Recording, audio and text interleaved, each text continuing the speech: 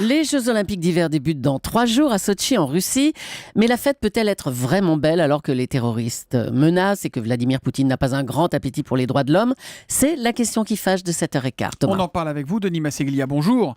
Vous êtes depuis 2009 le président du CNOSF, le Comité national olympique et sportif français. Alors on entend beaucoup dire que ce sont des Jeux sous haute tension qui vont s'ouvrir dans 3 jours. Très sincèrement, est-ce que vous êtes inquiet pour la sécurité de nos athlètes? Non, inquiet n'est pas le bon mot. On est simplement attentif et confiant aussi dans les autorités russes parce que je rappelle que la sécurité des athlètes incombe aux pays hôtes. Le président du CIO, Thomas Bach, l'a redit hier en affirmant sa confiance dans le dispositif sécuritaire qui serait mis en place par le comité d'organisation. Donc c'est l'affaire des Russes, la sécurité des athlètes. Et pourtant, Valérie Fourniron, la ministre des Sports, a annoncé un dispositif qu'elle a qualifié d'exceptionnel la semaine dernière avec le GIGN et le RAID qui vont aller protéger nos athlètes. C'est quand même pas anodin, ça. Je ne crois pas qu'elle ait employé le qualificatif d'exceptionnel dans la mesure dans l'interview où du Parisien. C'est le même dispositif que ce que l'on avait au moment des Jeux de Pékin, de Londres ou de Vancouver.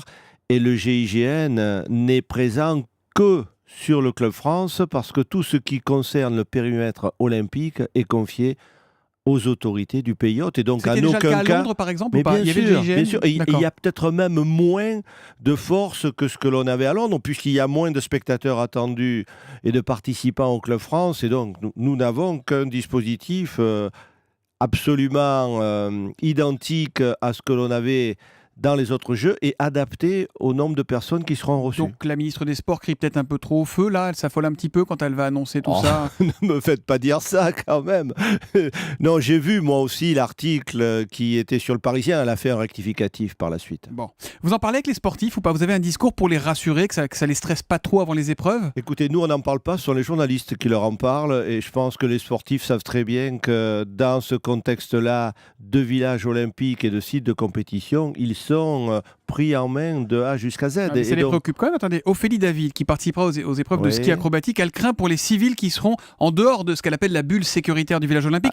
Et elle a décidé que son mari et sa fille resteront à la maison. Vous la comprenez? Ça, c'est une consigne que vous donnez pour les proches? Ça, c'est différent. Vous me demandez par rapport aux sportifs. Je dis que les sportifs, dans leur domaine de compétition, c'est-à-dire dans tout ce qui les concerne eux, sont pris en main par les services de sécurité. Et alors pour leur famille et les spectateurs? Pour leur famille et les spectateurs, oui, il peut y avoir effectivement des problèmes. Ça dépend comment on les appréhende. C'est sûr que... Vous emmèneriez vos proches, vous, là-bas ou pas, sincèrement? Oui.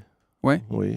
Sans inquiétude particulière? Sans inquiétude particulière, mais attention, je précise bien, pour voir les épreuves olympiques, s'il s'agit de faire du tourisme à côté, je pense que la question se pose différemment. Il vaut mieux éviter. L'autre question qui fâche, Denis Masseglia, ce sont les droits de l'homme. Est-ce que vous, les lois anti-homosexuelles, les libertés que prend Vladimir Poutine avec les droits de l'homme, c'est quelque chose qui vous tracasse? Ou est-ce que ce n'est pas le sujet?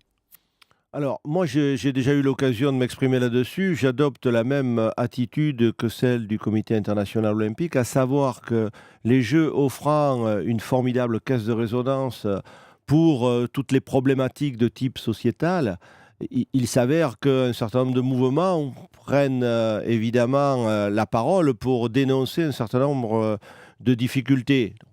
Difficultés réelles, bien sûr, on peut les comprendre, mais en même temps, il faut se dire aussi que si les Jeux n'étaient pas organisés dans ces conditions, peut-être parlerait-on moins de ces problématiques. Donc vous dites que ça et en fait peut-être l'occurrence, avancer je les préfère choses. qu'on voit le verre à moitié plein plutôt qu'à moitié vide. Mais est-ce que les athlètes auront le droit de manifester des opinions? Ou est-ce que vous leur avez demandé de ne pas faire de vagues, par exemple? Non, on leur a rien demandé. Je pense que les athlètes sont d'abord là pour faire du sport et leurs épreuves. Ils consacrent 4 ans de préparation, 4 ans d'objectifs pour... à un moment atteindre leur rêve qui est olympique. Alors si certains sont préoccupés, personne ne l'interdira de Ils ne seront pas faire sanctionnés part de si leurs quelques-uns... préoccupations. Il n'y aura pas Pardon. de sanction si jamais quelques-uns émettent des... Il faut qu'ils respectent la charte olympique. La charte olympique précise qu'il n'y a pas de manifestation attentatoire ni pendant la cérémonie d'ouverture, ni sur les podiums. Donc après, s'exprimer devant les journalistes ne pose aucun problème. Est-ce que vous diriez, comme Barack Obama en août, qu'il a hâte de voir des gays ou des lesbiennes rapporter des médailles à Sotchi? Non, parce que pour moi, il y a des sportifs. Et que des sportifs. Alors précisément, sportivement, combien de médailles à Sotchi? Alors, on avait fixé un objectif aux alentours d'une quinzaine de médailles, mais c'était avant qu'il y ait quelques blessures. Tessa Malheureusement, Worley. pour Tessa Worley ou pour Marion Roland, c'est d'abord pour les athlètes quelque chose de difficile à appréhender, évidemment. C'est à elles qu'on pense en premier. Je crois qu'on est capable de battre le record de Salt Lake et de Vancouver, qui était de 11 médailles. Donc, je dis qu'à partir de 12, c'est du bonus. À partir de 12, c'est du bonus. On compte sur qui? Sur Alexis Pinturo, sur Lamy Chapuis en combiné nordique, sur Martin Fourcade en biathlon? On compte sur tous ceux qui ont le potentiel pour avoir des médailles. Ils sont nombreux et c'est bien. Et ça montre la diversité de l'équipe de France olympique. Eh ben, merci beaucoup, Denis Masseglia, d'être venu ce matin en direct sur Europe 1. Je rappelle que vous êtes le président du Comité national olympique et sportif français. Vous partez quand à Sotchi, vous? Je pars demain matin avec un avion depuis Genève, avec la délégation d'ailleurs. Eh ben, bon voyage et rapportez-nous beaucoup de médailles, s'il vous plaît. Merci Bonne journée. beaucoup.